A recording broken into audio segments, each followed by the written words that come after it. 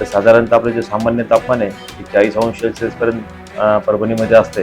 त्याच्या अगेन्स्टमध्ये साधारण कोण्या दिवशी 42, 43.6, 43.7 असं उच्चांकी तापमान नोंदवण्यात आलेलं आहे. संत्रा, मोसंबी आणि डाळिंब हे जे पीक आहेत याच्यामध्ये प्रामुख्याने आपल्याला विशेष लक्ष द्यायचं आहे. कारण ह्या स्टेजेसला आपल्याला जर का जास्त असा तापमानाचा स्ट्रेस बसला तर फळगळ आणि अन्य प्रकारचे नुकसान होऊ शकते. आपण पाहतोय की सातत्यानं मराठवाड्यामध्ये 8ही जिल्ह्यामध्ये तापमानामध्ये सतत आपलं चढ उतार होत आहे आणि विशेष करून एप्रिल महिन्यामध्ये आपल्याला फार मोठ्या प्रमाणामध्ये अगदी यावर्षी 2026ला तापमानामध्ये जी वाढ झालेली आहे ती लक्षणीय आहे. विशेष करून मागच्या आठवड्याभराचा विचार केला तर साधारणतः आपलं जे सामान्य तापमान आहे हे 40° पर्यंत परभणीमध्ये असते. त्याच्या अगेन्स्टमध्ये साधारण कोण्या दिवशी 42, 43.6, 43.7 असं उच्चांकी तापमान नोंदवण्यात आलेलं आहे. म्हणजेच काय तर एक सामान्य तापमानापेक्षा आपले 2 ते 3°C तापमान हे जास्त होतं.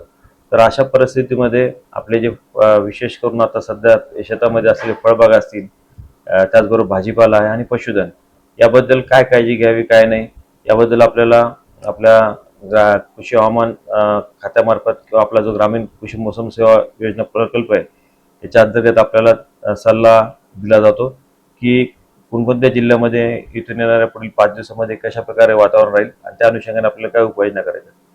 सध्या आपल्या आंबे बहार असलेलं जे संत्रा, मोसंबी आणि डाळिंब हे जे पीक आहेत याच्यामध्ये प्रामुख्याने आपल्याला विशेष लक्ष द्यायचं आहे. कारण ह्या स्टेजेसला आपल्याला जर का जास्त असा तापमानाचा स्ट्रेस बसला तर फळगळ आणि अन्य प्रकारचे नुकसान होऊ शकते. त्या अनुषंगाने आपल्याला काय उपाययोजना करायच्या त्यात प्रामुख्याने फळगळ होऊ नये म्हणून त्यासाठी आपण एक सांगितलेलं आहे. आणि सिंचनाची विशेष खबरदारी म्हणजे आपल्याला सकाळी किंवा सायंकाळच्या वेळेस आपल्याला सिंचनाची व्यवस्था करायची शेतामध्ये. आणि हे करत असताना अजून एक लक्ष घ्यायचं आहे की आपल्या आळ्यामध्ये ओलावा टिकून राहण्यासाठी जे वाढते तापमान आहे याच्यासाठी आपल्याला आच्छादन सुद्धा करायचं आहे की जे आच्छादन असं एक कामाला येईल की बाबा आपलं जे सॉईल मॉइश्चर आहे ते सॉईल मॉइश्चर उडणार नाही. आपण पाहतोय सध्या काही भागामध्ये अगदी कॅज्युअलिटी सुद्धा नोंद झालेली आहेत.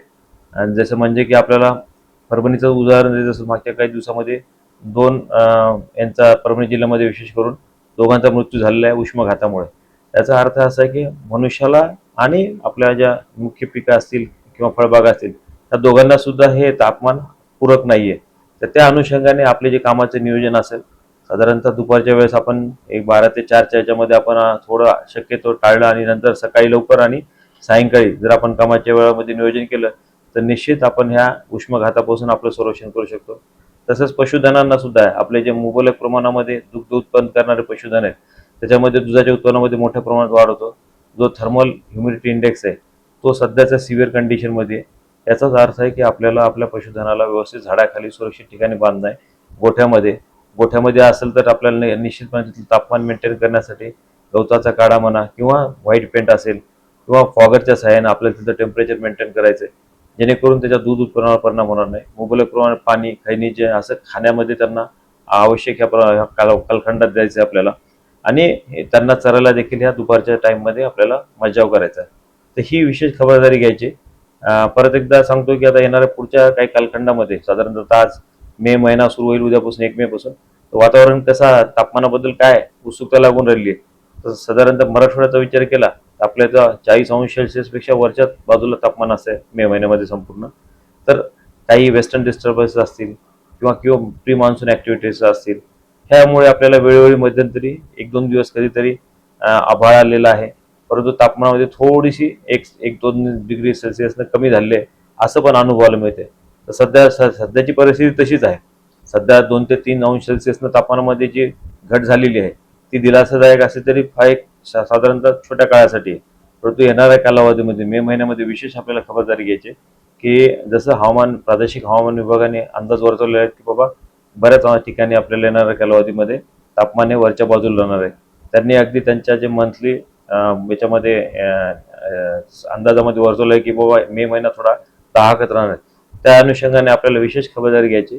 आणि अजून अपडेटसाठी आपण सतर्क राहू की बाबा कशा प्रकारचं आपापल्या जिल्ह्यामध्ये तापमानामध्ये विसंगती राहणार आहे किंवा वाढ होणार आहे. तर त्या अनुषंगाने आपल्याला आपलं खबरदारी घेण्यासाठी काय काय नियोजन करायचं हे पाहूया. तुर्तास एवढंच. धन्यवाद. मे महिन्यामध्ये साधारणतः तापमान किती असू शकते आणि त्याचे परिणाम काय होऊ शकतात? मे महिन्यामध्ये जसं आपण पाहतोय की मी म्हटल्याप्रमाणे की 40 अंश पेक्षा तापमान जास्त राहण्याची शक्यता असेल. सामान्य असं तापमान असेल तर तो जास्तीत जास्त ज्यावेळेस आपण हीट वेव्ह म्हणतो त्यावेळेस ते सामान्यपेक्षा 4.5 ते डिग्री अंश सेल्सिअस पेक्षा जास्त असतं. याचा अर्थ असा आहे की आपलं जर सामान्य तापमान 40 अंश सेल्सिअस असेल आणि ज्या दिवशी आपलं 44.5 अंश सेल्सिअस तापमानाची नोंद झाली असेल तर ती हीट वेव्ह मध्ये काउंट केलं जातं. तर किंवा त्याच्या अजून खाली जर विचार केला आपण तापमान असाही आहे म्हणजे एक तर 2 ते 3 अंश सेल्सिअसनं सामान्यपेक्षा जास्त आहे. या कंडिशनमध्ये अशाच प्रकारचे काही जिल्ह्यामध्ये हीट वेव्ह तर काही जिल्ह्यामध्ये सामान्यपेक्षा जास्त तापमान राहण्याची शक्यता राहण्याची शक्यता वर्तवण्यात आलेली आहे. आणि त्या अनुषंगाने आपल्याला विशेष खबरदारी घ्यायची आहे. आणि जसं आपण म्हटलात की बाबा तापमान काय राहणार मे मध्ये, तर आज आपल्याला एक साधारणतः अपडेट येईल की पुढच्या 15 दिवसामध्ये आपल्या विभागामध्ये की कशा प्रकारचं तापमान असणार आहे. त्या अनुषंगाने आपण त्यावर थोडं हे करूया, विस्तृत चर्चा करूया. तर तुर्तास आपण एकच संदेश देऊ आजच्या याच्यात की बा तापमान हे आपल्या वरच्या बाजूलाच राहणार आहे हे लक्षात घेणं आवश्यक आहे. आणि जसं की आपल्याला भारतीय हवामान विभागाने सांगितलेलं आहे की यावेळेस सामान्यापेक्षा कमी पाऊस होणार आहे. एल्निनोचा प्रादुर्भाव आहे. सध्या एल्निनोच्या प्रादुर्भावामुळे आपल्याला जो आपला मान्सून आपण पाहतोय मागच्या 5-6 वर्षापासून सतत हा जास्त प्रमाणात पाऊस आपल्याला अनुभवायला मिळालेला आहे. तर तशा प्रकारची परिस्थिती राहणार नाही. तर जो एल्निनोची स्थिती आहे सध्या ती जूनपर्यंत न्यूट्रल आहे. आणि जसं जुलैपासून होईल पुढे ती आपल्याला एल्निनोचा प्रादुर्भाव व्हायला सुरू होईल. आणि नंतर आपल्याला त्याचं प्रोबॅबिलिटी पण जास्त दाखवते सध्या त्याच्यामध्ये अनुमानामध्ये. तर त्या अनुषंगाने आपल्याला जे मुख्य पीक आहेत किंवा आपण आता जे दाहकता अनुभवतो मग थोड्या अधिक प्रमाणात आपल्याला येणाऱ्या कालावधीमध्ये तशाच प्रकारचे ज्यावेळेस आपलं सीझन असेल त्यावेळेस मोठ्या प्रमाणात आपल्या भागामध्ये काही पावसाचे खंड सुद्धा असू शकणार आहेत. तर त्या अनुषंगाने आपल्याला विशेष खबरदारी घ्यायची, पिकाचं देखील नियोजन करायचं आहे या सीझनमध्ये. कारण हा सीझन काय आपला सर्वसामान्य सीझन सारखा नसणार आहे. आपले जे विविध तंत्रज्ञान आहे वाहन आहेत विद्यापीठाने विकसित केलेले त्याचा कसा अवलंब करून आपल्याला येणाऱ्या संकटावर मात करण्यासाठी याचा उपयोग होणार आहे. धन्यवाद.